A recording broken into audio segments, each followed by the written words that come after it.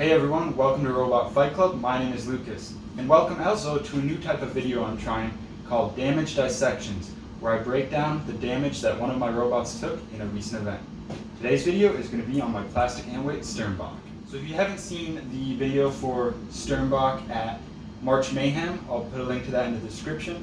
That's a competition that I recently attended. And in that competition, I ended up having 5 fights. And through those 5 fights, I actually ended up taking a little bit of damage. So without further ado, let's go ahead and look at all the damage I suffered during this event and also fix it. So all things considered, Sturmböcke didn't really take that much damage during this event. And a lot of the damage that did happen was in the last fight against Deatherang. The damage that's occurred here is in these uprights. They got cut in 3 places right there on that side, and then both of these on this side, but it didn't end up affecting it in any way, and this should be a really easy fix.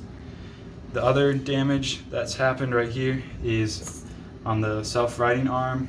The little bracket that holds the servo in place got hit, so now the servo's kind of loose, so we're gonna have to make sure we fix that. The biggest piece of damage that happened was against the spinner here.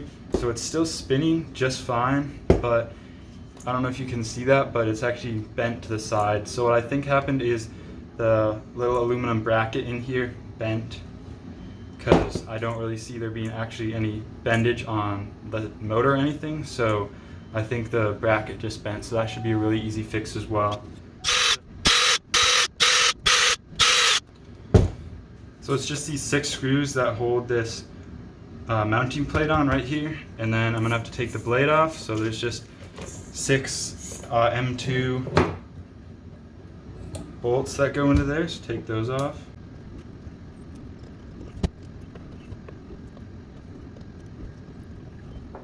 Here's the hub in here.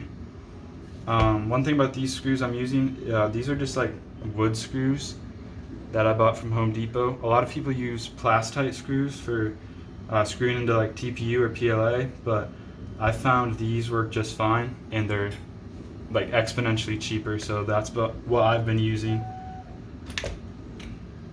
Alright, I'm gonna unhook this. So it looks like I was right. You can see a slight bend in that base plate there, that little aluminum piece. It just bent out of the way there. So that's a really easy fix. And it looks like our motor is just fine, so that's really cool.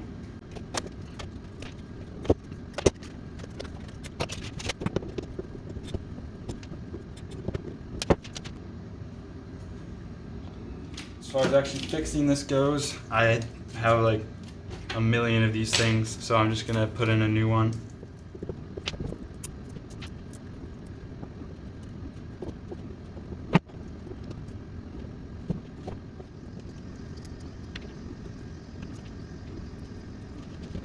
Pretty easy fix on the weapon. Now let's move on to this part of the servo mount. So this is going to be a super easy fix as well.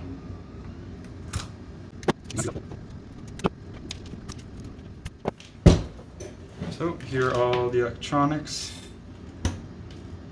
Oh dang, look at that. It also shattered the actual little servo horn in there, which I did not even realize until just now. So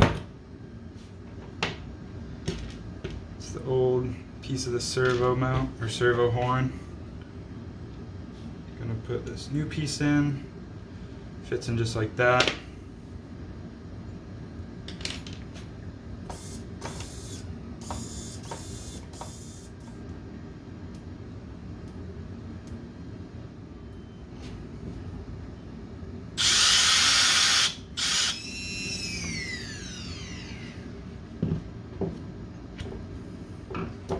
Alright, everything looks good.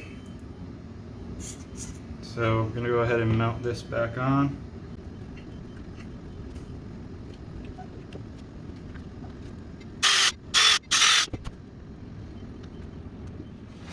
Alright, so all there's left to do is fix these little uprights that came off.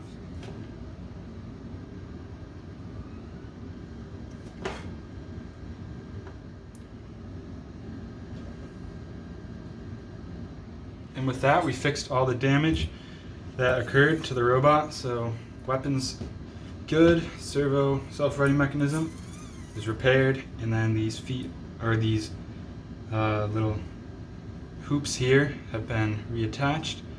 So they're all good to go. This robot is ready for the next event.